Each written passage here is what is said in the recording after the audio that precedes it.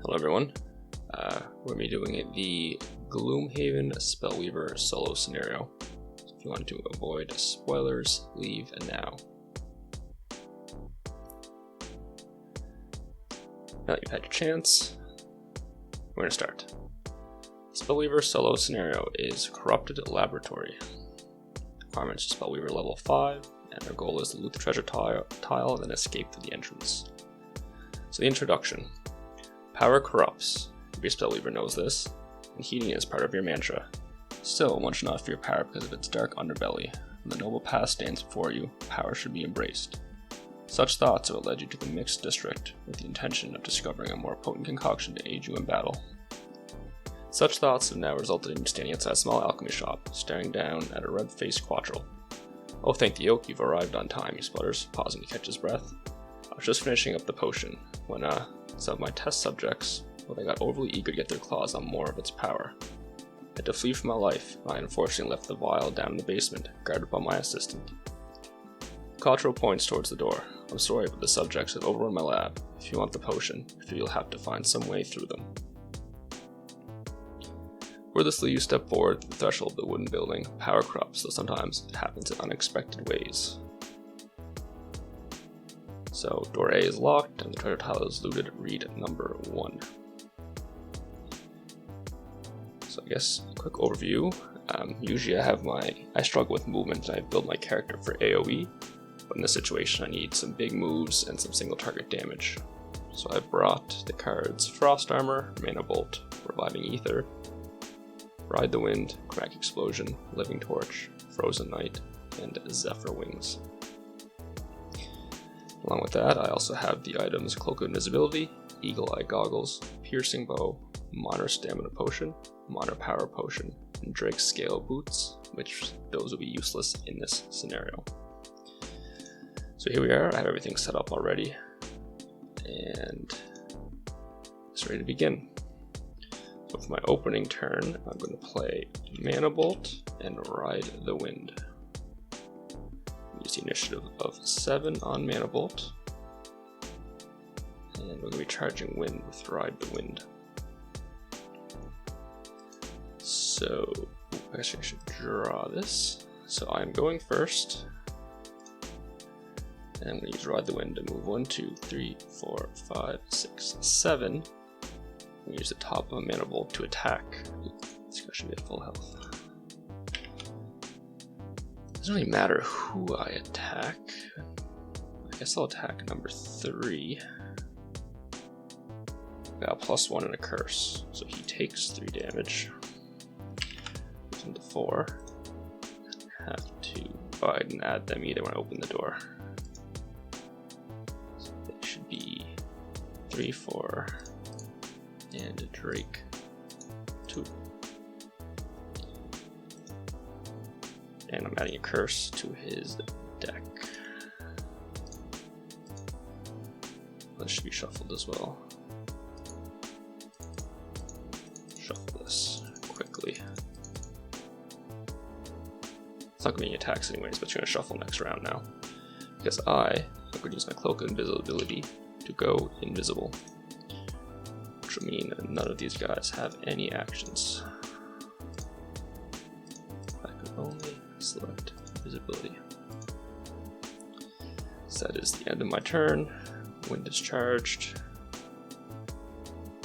They don't have a target, so they do nothing. Move on to the next round. So I'm now going to go late. So I'm going to play Zephyr Wings and Living Torch. So Living Torch is a 96 initiative. Draw up here. Okay, so they both do nothing again because I have no target. I'll consume the wind on Zephyr Wings, which gives me a move 11. So you go 1, 2, 3, 4, 5, 6, 7, 8, 9. Both of these big moves had jump, by the way, which is why I can go through this rough terrain and bookcases and monsters. I am going to stop here, and then I'm going to attack with the top of Living Torch. I might aim to kill him right now. So if I use my Eagle Eye Goggles and Power Potion. I'm basically guaranteed to kill him. Well, I don't know, guaranteed, but very likely.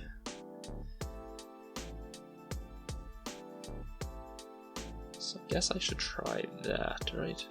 So we draw. So I got a +1 wound and a +1.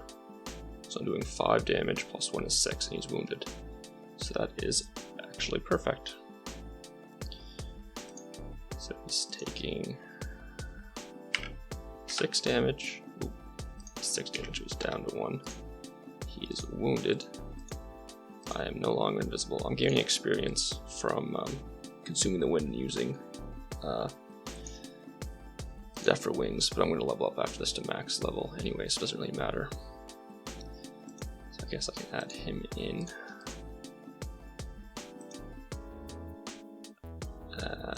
Mark off that I've used my goggles, my power potion, discard my wings and my living torch. The question is now,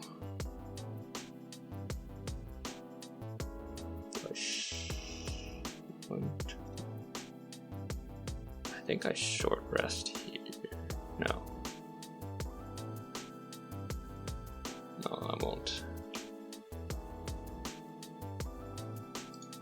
So I consume that, round is over.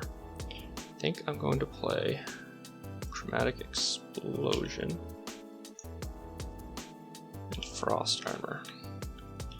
So that gives me an initiative of 20.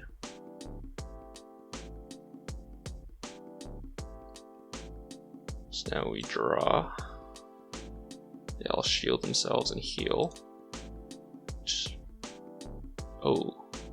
Oh, that actually fucks up my plan.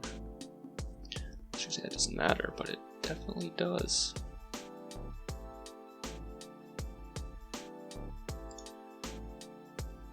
So he's up to 2 and is no longer wounded. He has a 5 shield right now too, which is not good.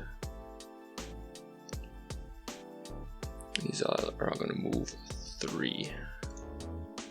1, 2, 3. I don't think they have the range. Range 2.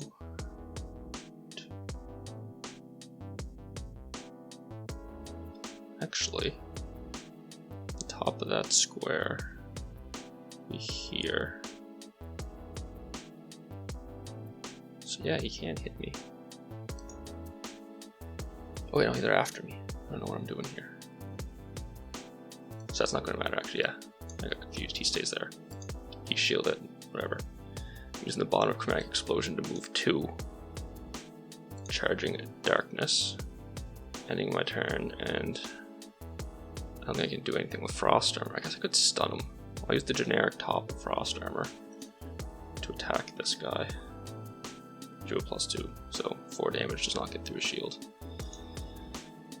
Those 2 cards are discarded. I'm ending my turn to loot this.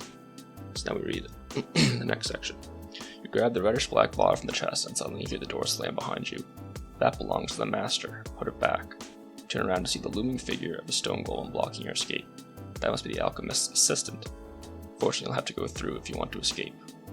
So door B closes and is locked. All monsters on the other side of the door become dormant and do not activate until the door is open again. And 1 normal stone golem spawns at C. When the stone golem dies, immediately open doors A and B. So 1 normal stone golem spawns in here. Let's see what he's going to do. Move 3, attack 3. 1, 2, 3. He's going to attack for 4. So that brings me to 9. And that ends. Oh, I didn't even think on my turn I want to possibly. I got too carried away. I was going to stamina potion on my turn, maybe. Which I probably should have for the golem. I guess I kind of know now. So it might be kind of cheating.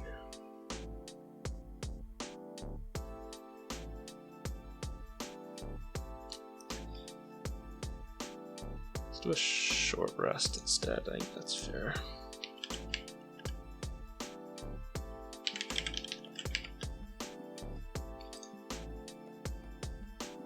Yeah, so I lose Chromatic Explosion on my short rest and gain everything back. So now I can go quick.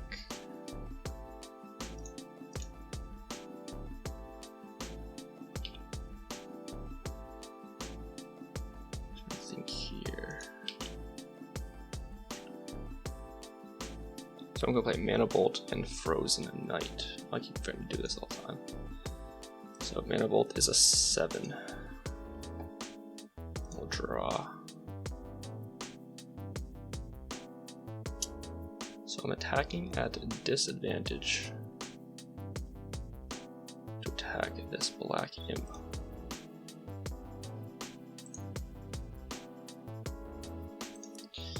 So I guess we'll draw that now.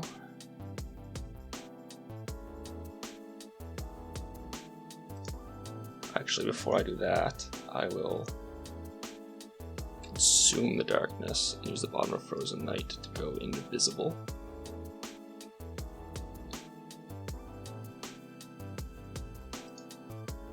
Bottom of Frozen Knight turns me invisible with disadvantage. Is that a +1? So that's going to kill this guy. I'm invisible. Stone Golem has no one to focus, but he still suffers 1 damage. Should have a shield 2 though. Put that there. He's down to 11. Well, again, I keep doing this stuff. I'm kind of like, I know it's gonna happen, so it's still my turn technically. Do I use the potion here? So that's discarded, and that's discarded. I don't think I need to now. No, I won't. 6, okay. Yeah, so I won't do that. So everything unfolds normally. Move to the next round. I want to play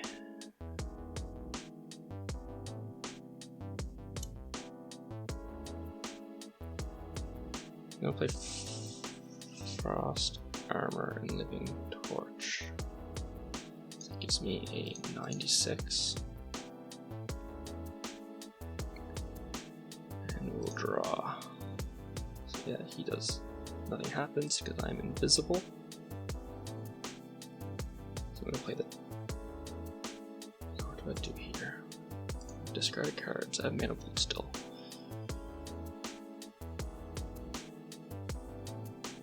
Do I summon my Living Torch now? I think I do. Oh, I can't. So I can use the bottom of Frost Armor to negate damage. Or I can just stay where I am. I think I'll use the top of Living Torch to attack with disadvantage. Let's draw here. 2 +1s. So that is 5 damage. Plus he has, should use my bow there. He has shield 2, so he takes 3 damage, which brings him to 8. So that's discarded, and I have Frost Armor. Do I use it though is the thing. I think I do. So I'm going to play the bottom of Frost Armor to give myself no damage in the next 2 attacks. And then I'll play my Stamina Potion to get back.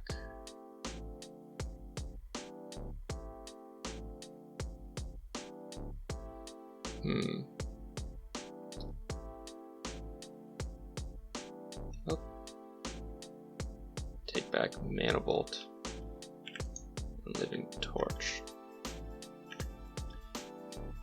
So I am no longer invisible. The round is over. And I will play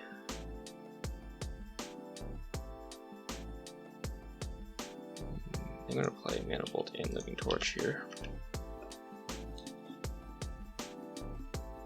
So play the bottom, Mana Bolt. I had this enhanced actually. So it's a heal 3 strengthen. Yeah, so that will give me a 7 initiative. Let's draw. It's not bad. So it's a heal 3. That brings me up to 12. I'm strengthened. So I think I'll use my piercing bow now because it's a straight roll. Is it worth it? I think we try. So yeah, I'm gonna do that. So do a +1. So it's 5 straight damage through the shield. So he's down to 3. Mana Bolt and Living Torch. Move to my discard pile. He's supposed to be immobilized all these times, but I just keep not marking it because it doesn't matter. He's gonna attack 3. So do 2 damage. Oh, actually I don't take damage because I have my Frost Armor up still, so I have 1 charge of that left. Now the round is ending. I will possibly short rest here. I think I will. So roll a d3, so that means I lose Mana Bolt. Which I think is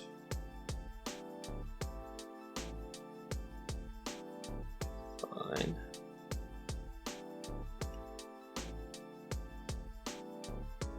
Well, I'm gonna think about that for a sec, actually.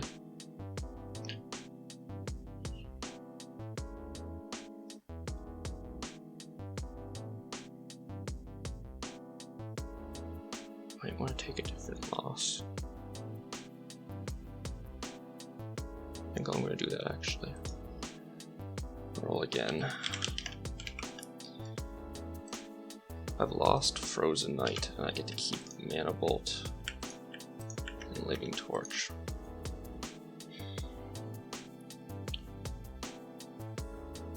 So now my hand is Reviving Ether, Mana Bolt, and Living Torch.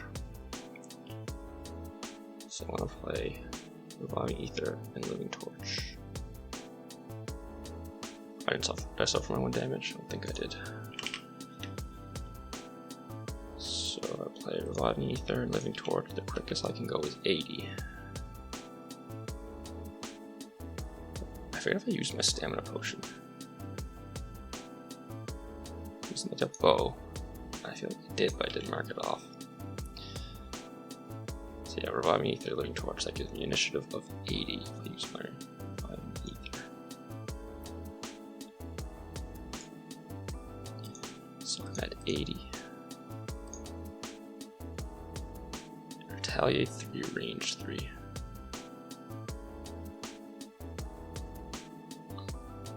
I'm fine with this. So use the bottom of Reviving Ether to move 1, 2, 3, 4. The top of Living Torch to do 1 straight attack, which was a miss, but he is still immobilized. Oh, but I do take 3 damage. I have advantage. Do a +1 instead, so I'm strengthened. So that is 4 damage. No, 4 plus 1 is 5 through a shield. He takes 3. He's dead. 5. 4 plus 1 is 5. Minus 2. It's 3, yeah. So I'm no longer strengthened. The door opens. Shit's about to hit the fan.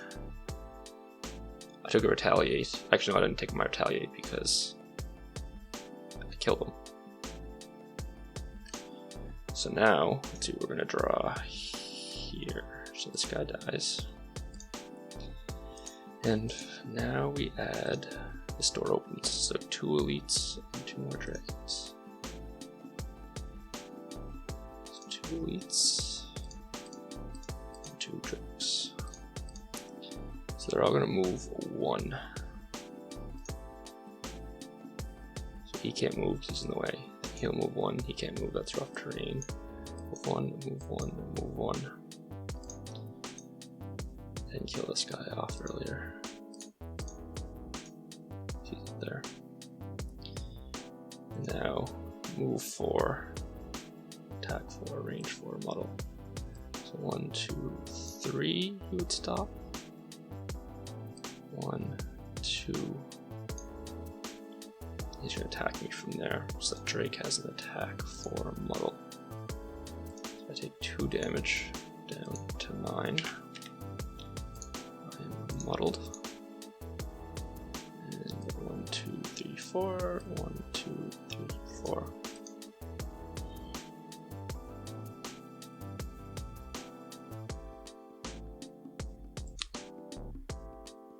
So I'm going to long rest at the end of this turn.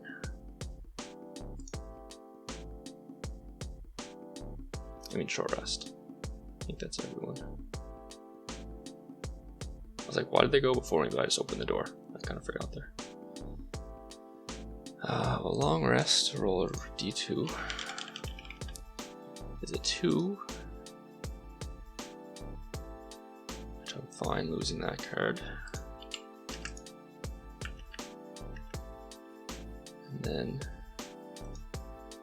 gain back my reviving ether. I don't think it matters if I go quick or slow here. Oh, actually I wouldn't have taken damage from that because I had my shield up. I took 2 damage from that, so I should be at 11. I'm still muddled though. I would have gained experience for blocking those attacks as well, but it's fine. So I guess, do I go at the end of the round here? That doesn't really matters. Let's go at the end so I can see what unfolds. So playing Reviving Ether and Mana Bolt. So I'll go 80. We draw this. Move 1 again for these guys. So you can't move, can't get closer. He would move into the trap, so it's the only way through, taking 6 damage. Keeping at 1 health. Actually, this guy would move first, not that it matters. Move 3.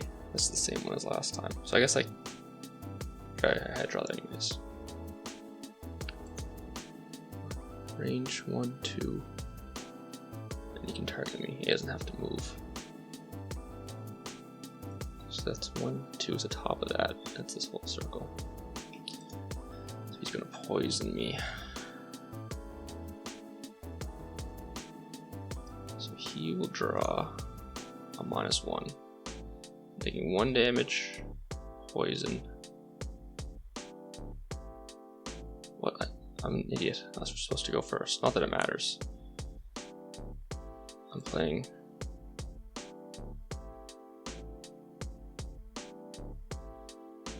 bottom of Mana Bolt to move 2 here. Actually, maybe I'll avoid damage.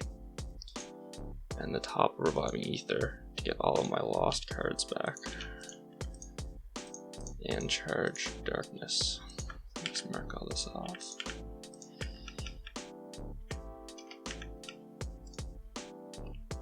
I'm really like all over the place on what I'm doing here. So then he would move 1, 2, and yeah, he'd do the same thing. He could shoot to here and then. So he drew -1. So I'm taking 1 damage, muddle, and poison. Poison, muddled, 1 damage. Now we're into the next round.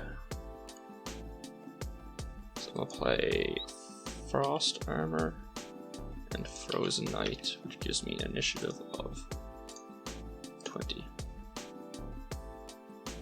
And draw. I'm gonna shield 5, heal 1. This guy's at 2. I might have been supposed to heal this other guy earlier. It doesn't really matter. He's at 5. They have massive shields. It's my turn, so I will use the bottom of Frozen Knight to go invisible. It gives me like Consuming Darkness. I move 5, 1, 2, 3. I'm invisible. And I can generic top this guy. Attack not going to matter. I'll do it. I drew it +2, so he takes 4 damage. Then I will lose my muddle. Turn is over. They have no target, so nothing happens. Next round. But actually, I might take a short rest. These are my discarded cards. Actually, I will do that. So roll a d3. 1. Fine with that. I lose my frost armor. So this round I'm going to play Ride the Wind and Living Torch, which gives me an initiative of 96. They have no targets, they do nothing. Actually, they'll strengthen each other and stuff, but this isn't going to matter. So Ride the Wind, it gives me a move 8. They have no target, nothing happens. I go 1, 2, 3, 4, 5, 6, 7, 8. I am no longer invisible. A charged wind. Then we'll move on to the next round, which I will play Manifold and Zephyr Wings. That gives me a 7. I get to go first. Zephyr Wings, Consuming the Wind, gives me a move 11. 2, 3, 4, 5, 6, 7, 8, and I'm out the door. So now we can read the end of this. You race from the shop back into the sunlight. The corrupted monster is not far behind. As you clear the door, the alchemist slams it shut and bolts it from the outside. The monsters screech and bang angrily against the wood. Looks like you didn't manage to take out all of them, the Quattro muses. No matter, not your problem anyway. Glad to see you at least found the potion.